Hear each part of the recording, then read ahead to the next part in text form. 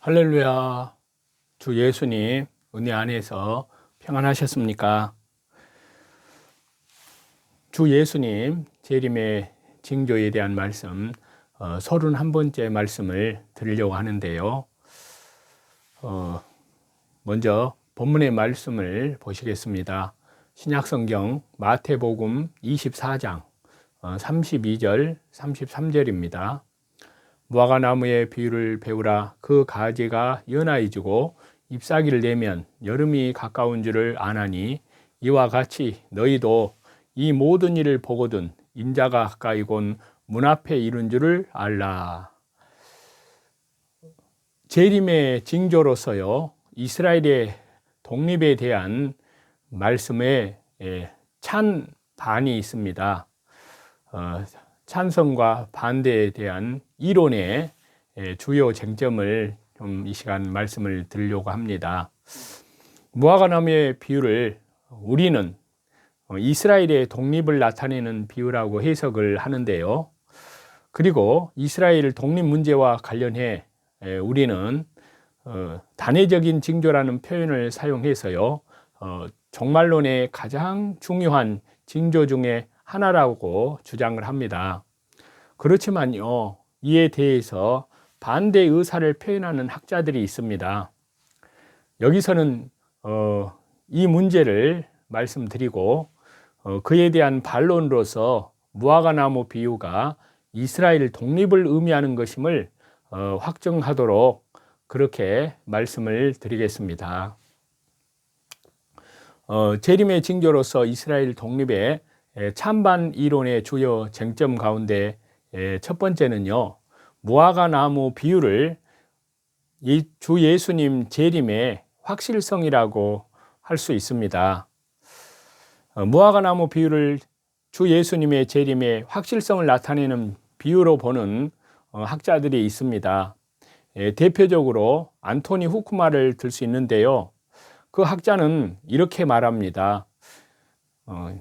예수님의 강론의 요점은 비록 천지는 없어지더라도 이 모든 사건들은 반드시 일어나야 할 것이고 또 이 말씀 또한 절대적으로 확실히 성취될 것이라는 것이다 라고 말을 합니다. 그런데 이 말씀에 대한 반론을 드리고자 하는데요. 신약성경 마태복음 24장은 주 예수님 재림 징조에 대한 답변이고요. 무화과나무 비유도 주 예수님 재림의 징조를 말씀하시는 내용입니다. 마태복음 24장은 제자들이 예수님께 주의 임하심과 세상 끝에는 무슨 징조가 있사오리까? 라고 물은 질문에 대한 주 예수님의 답변입니다. 즉, 예수님의 말씀은 징조를 열거하신 것이라는 뜻인데요. 무화과나무 비유도 비유라는 형식을 취하고 있지만요, 사실상 하나의 징조를 뜻합니다. 더욱이 무화과나무 자체는 포도나무, 감람나무와 더불어서 이스라엘을 상징하는 나무인데요. 그 가지가 연하여지고 잎사귀가 나는 것은 회복의 의미를 가집니다.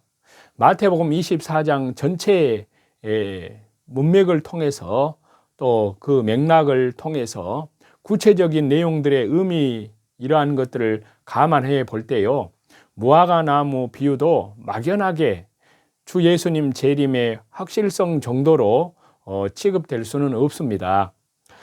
왜냐하면요, 이는 종말 때 이루어질 중요한 하나의 징조로서 이스라엘 독립을 의미하는 것으로 해석을 해야 하기 때문입니다.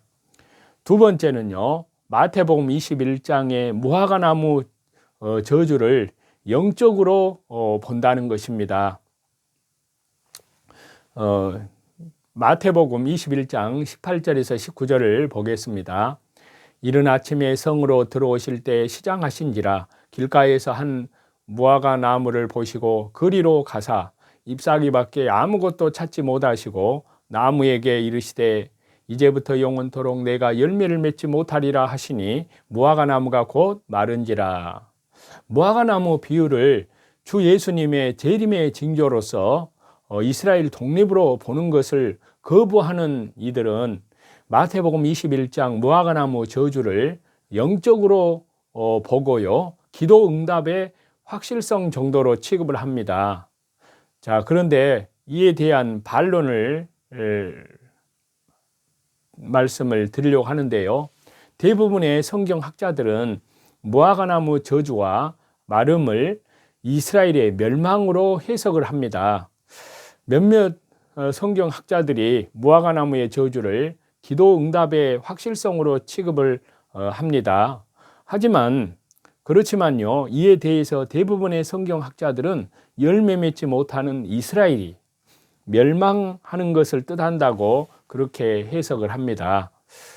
역사적으로 무화과나무가 마른 사건은요, AD 서기 70년 멸망 사건으로 입증이 되는데요. 또 이는 앞에서 말씀드렸다시피 무화과나무 자체가 이스라엘을 상징하고요, 실제 이스라엘이 예수님의 저주와 더불어서 열매를 맺지 못하는 무화과나무처럼 되었습니다. 뿌리채 말라버린 무화과나무와 같이 이스라엘도 서기 70년 로마에 의해서 110만 명이 학살을 당하고요, 9만 7천 명이 포로가 되어서 끌려갔고요, 근 2000년이 이르기까지 나라를 회복하지 못하고 전 세계 1900년 동안 쫓겨다니면서 유랑하고 온갖 핍박을 당하였는데요. 소위 인종 청소라고 하여서 유대인들은 끔찍한 대학살의 대상이 되어서 온갖 비참한 일을 당하였습니다. 세 번째는요, 마태복음 21장 19절의 무화과나무와 마태복음 24장 32절의 무화과나무가 언어적으로 연결됨을 부정하거나 애면한다는 것인데요. 자, 마태복음 21장 19절의 무화과나무의 경우 그 원문을 살펴보면은요, 시켄 미안이라고 할 수 있는데요. 이는 하나의 무화과나무로 직역이 됩니다. 그리고 마태복음 24장 32절의 무화과나무는요, 테스슈케스라고 해서 그 무화과나무입니다. 무화과나무 비유가 징조로서 이스라엘 독립임을 거부하는 사람들은요, 이 둘 사이가 연결되는 것이 아니고 별개의 사건이라고 취급을 합니다. 이들은 원문의 이 표현에 대해서 마태복음 21장 19절은 문자적으로 하나의 무화과나무로만 해석을 합니다. 또 마태복음 24장 32절의 무화과나무 앞에 관사 테스에 대해서는 헬라어 관사 용법 중에 종을 가리키는 것이라거나 또 친숙해진 대상을 막연하게 지칭할 때 사용하는 것이라고 해석을 그렇게 합니다. 자, 그런데요, 이에 대한 반론의 말씀을 드리려고 하는데, 관사 테스는 앞의 것을 받아서 지시하는 데도 쓰이고요, 본문의 무화과나무 비유는 앞에서 말씀드린 저주받아 말라버린 무화과나무 이스라엘이 회복되는 것과 관련된다는 사실입니다. 자, 그렇지만요, 관사 테스는 앞의 것을 받아서 재지칭을 하는데도 쓰입니다. 재지칭이 테스의 주요한 용법 중에 하나인 것은요, 두말할 나위도 없는데요, 더욱이 주 예수님께서 예루살렘에 입성하신 후에 이스라엘을 저주하시면서 무화과나무라는 소재를 사용하셨다면 이제 예수님 재림 때 될 일, 징조를 말씀하시면서는요, 사용한 무화과나무 비유는 앞서 뿌리째 말라버린 무화과나무가 회복되는 것, 즉 멸망한 이스라엘이 회복되는 것으로 연결을 해서 해석을 해야 한다는 사실입니다. 그리고 그 다음에는요, 마태복음 24장 3절에 주의 임하심과 세상 끝에는 무슨 징조가 있겠느냐는 제자들의 질문을 외면한다는 것입니다. 자, 이분들은 무화과나무 비유를 해석함에 있어서 마태복음 24장 3절 즉 주의 임하심과 세상 끝에 무슨 징조가 있겠습니까? 라는 질문을 외면하고 도외시한다는 겁니다. 이 질문에 따른 답변이 마태복음 24장 4절 이하의 내용 이것만요. 이를 외면한다는 사실입니다. 그래서 무화과나무 비유도 하나의 중대한 징조로서 이스라엘 독립을 지칭한다는 사실을 외면하고 있습니다. 자, 그래서 이 말씀에 대한 반론을 드리려고 하는데요. 무화과나무 비유는 마태복음 24장 3절에 제자들의 질문에 대한 답변에 거기에 맥락에서 해석하는 것이 기본 중에 기본이라는 것을 말씀을 드리고요. 자, 그런데 이는 다른 징조들도 마찬가지인데요. 만약에 예수님이 느닷없이 사람의 미혹, 지진, 기근, 전쟁, 거짓 그리스도 등을 말씀했다면 도무지 이들 내용들을 주 예수님의 재림의 징조, 종말론으로 적용을 할 수가 없다는 겁니다. 이들 내용들은 파편적으로 존재하지 않고요. 종말, 주 예수님의 재림의 직전, 즉 주의 임하심과 세상 끝에 있을 징조들을 전제로 하고요. 또 그를 그 틀 하에서 그 전체의 맥락 하에서 해석되어야 한다는 사실인데요. 마찬가지입니다. 무화과나무 비유도 마태복음 24장 3절의 내용을 전제로 해석되어야 합니다. 즉 재림의 징조임을 전제로 하고 해석되어야 한다는 사실입니다. 그 다음에요. 또 무화과나무 비유를 하나의 징조로 다루지 않고 앞에서 말한 마태복음 24장 4절 이하 31절까지 내용을 포괄하는 비유라고 주장을 합니다. 자, 그들은 만일 마태복음 24장 32절에 그 가지가 연하여지고 잎사귀를 내면 이 말씀이 이스라엘의 독립, 회복을 의미하는 것이라면 33절에 이 모든 일과 맞지 않는다고 그렇게 말을 합니다. 이스라엘의 독립은 하나의 사건이나 이 모든 일은 복수의 사건이기 때문이라는 것인데요. 그러면서 이 모든 일은 바로 앞에 마태복음 24장 4절에서 31절에서 말한 모든 징조들을 가리킨다고 그렇게 주장을 합니다. 다시 말씀드리면 거짓 그리스도들과 거짓 선지자들의 미혹, 전쟁, 기근, 지진 등을 가리킨다고 주장을 합니다. 자, 그런데 이 말씀에 대한 반론을 말씀드리려고 하는데요. 자, 만약에 이 모든 일이 마태복음 24장 4절에서 31절까지의 내용을 가리킨 것이라면요. 그중 27절에서 31절 그리고 33절이 충돌을 일으키게 됩니다. 자, 마태복음 24장 27절에서 31절을 읽어보면은요. 번개가 동편에서 나서 서편까지 번쩍임같이 인자의 임함도 그러하리라.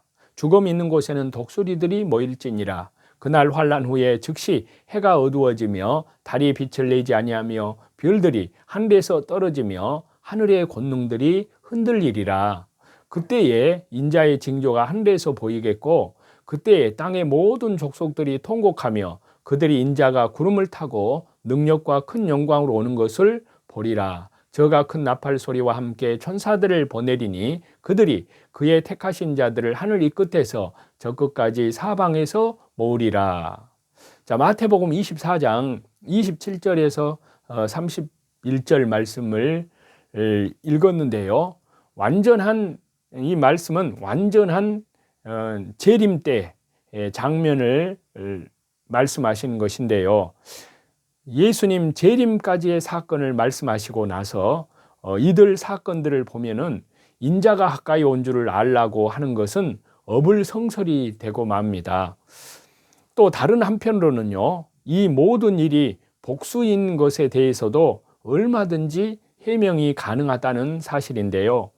앞선 무화과나무 비유는 두 가지 내용으로 되어 있습니다. 곧 그 가지가 연하해지는 것, 그리고 잎사귀를 내는 것. 이것이 두 가지인데요. 헬라어 원문을 봐도 접속사 카이로 두 가지 사건이 분리됩니다. 가지가 연하해지는 것은 이스라엘 독립의 징후가 무르익는 것이고요.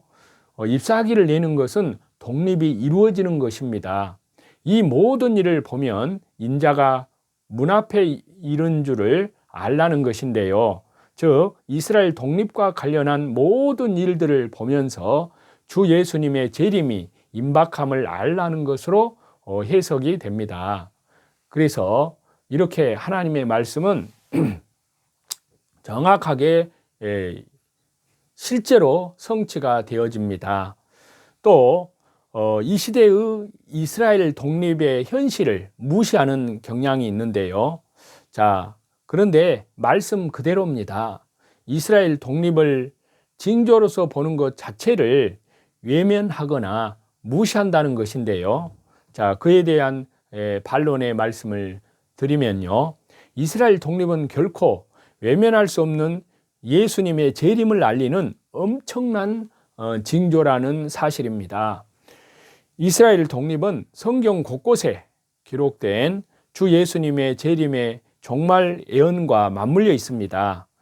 자, 이에 대해서 앞에서 자세히 말씀을 드렸다시피 마태복음 10장 23절 그리고 로마서 11장 23절에서 26절의 예언의 말씀 그때 드렸고요. 누가복음 21장 24절에 이방인의 때라는 그런 표현 등과 맞물려 있습니다. 짐승 적그리스도의 통치와도 관련이 되어 있습니다. 결코 이스라엘의 독립은 외면할 수 없는 주 예수님의 가장 확실한 재림의 징조입니다. 그리고 그 다음에는요, 징조로서 이스라엘 독립을 시오니즘, 세대주의 해석 등과 구별하지 못한다는 것입니다. 자, 징조로서 이스라엘 독립을 반대하는 이들은 이스라엘의 세계 지배, 민주주의 해석의 특징을 가진 시오니즘 그런 주의자들의 주장, 구원 역사에서 유대인 특혜를 강조하는 세대주의 해석, 이런 내용들과 그릇된 잘못된 견해와 성경이 명백하게 말하는 징조로서요, 이스라엘 독립을 구분하지 못하고 이해하려 하지 않는다는 사실인데요. 자, 이에 대한 반론의 말씀을 드리면요. 시오니즘, 세대주의 해석, 이러한 것은 징조로서 이스라엘의 독립을 보는 우리들의 견해는요, 엄연히 다르고요. 또 구분지어서 이해를 해야 된다고 말씀을 드리고 싶습니다. 첫째, 시오니즘의 입장에 선 그분들은 유대인 지상주의를 강조합니다.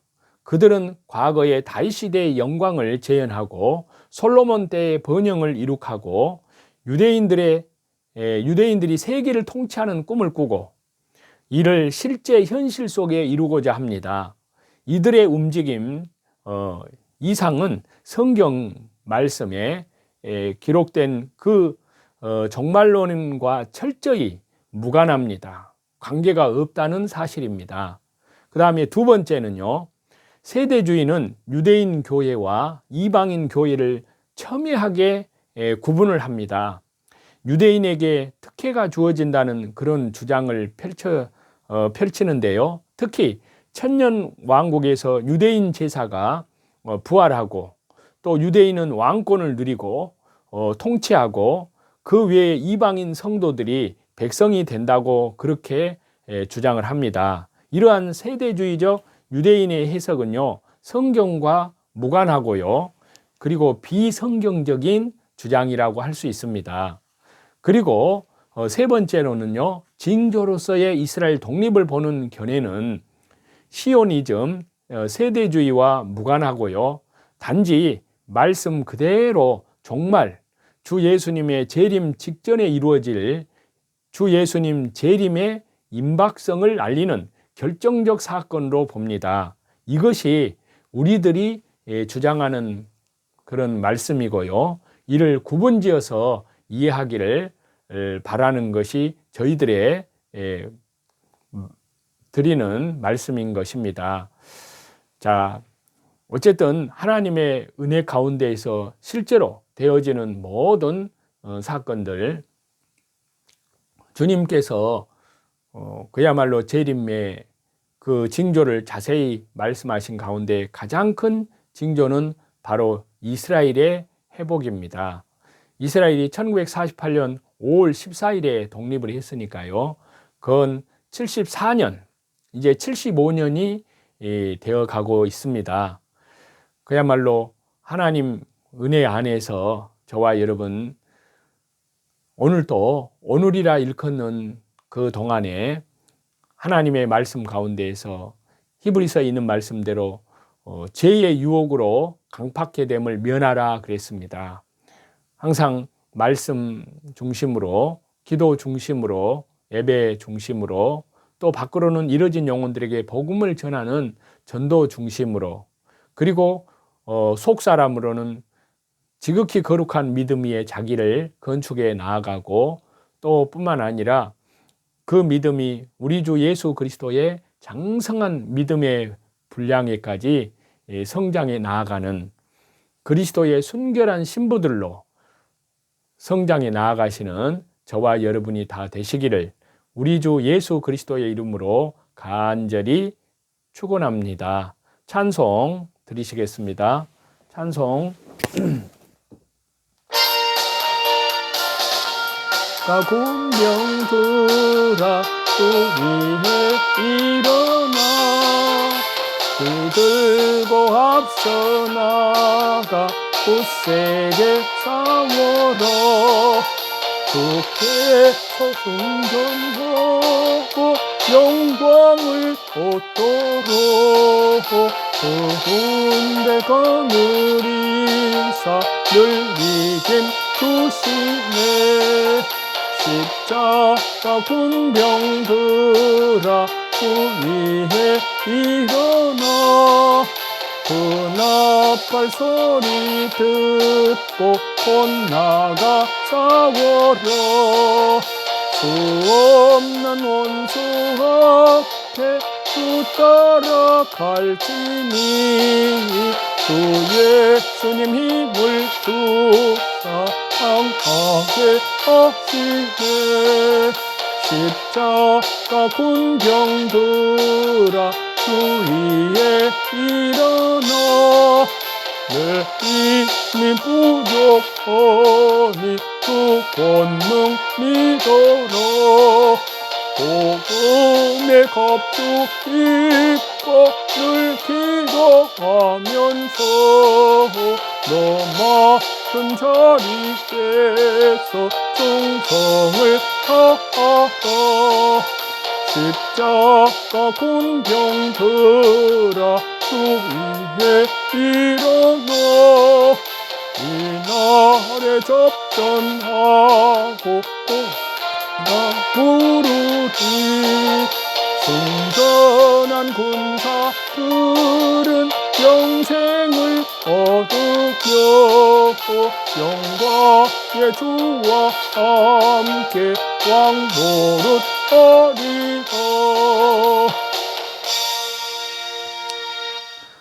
모든 존귀와 영광과 감사와 찬양을 우리 성삼위 하나님께만 돌립니다.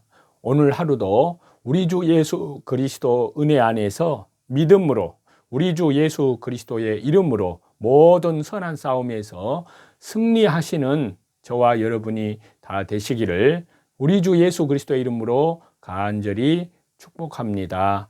감사합니다.